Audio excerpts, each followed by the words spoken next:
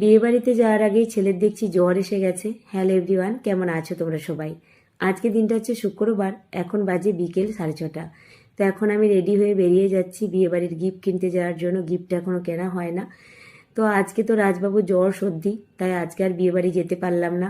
আজকে আশীর্বাদী আইবুড়ো ভাত এগুলো সব আছে, কিন্তু দিদিভাই অনেক করে বলেছিল, রাজের শরীরটা ভালো না থাকায় যেতে পারলাম না। তো গিফট দিতে এসে ভাবছিলাম কী নেবো।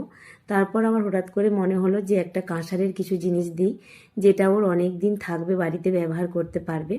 তো সেই জন্য এই কড়াইটা আমাদের বাড়ির জন্যই দেখছিলাম, ওই পিতলের মানে হাঁড়িটা নিয়েছি আর কি, পায়েস টায়েস বানাতে পারবে।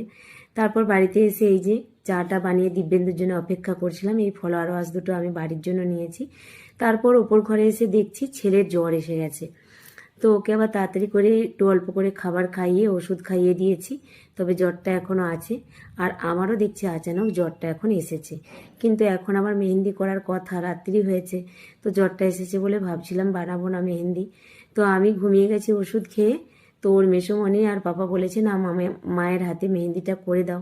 সানানা ভোর 4টা তানিক জেগে আমার হাতে মেহেন্দিটা করে দিয়েছে। সকালে উঠে আবারও ছেলের প্রচণ্ড জ্বর। তো এখন ছেলে আমি দুজনে মিলে ডক্টরের কাছ থেকে ওষুধ নিয়ে এসেছি। এখন দুপুরের সময়। তো আজকে আমি রান্না করতে পারি না, ছেলে সারা দুপুর এত জ্বর।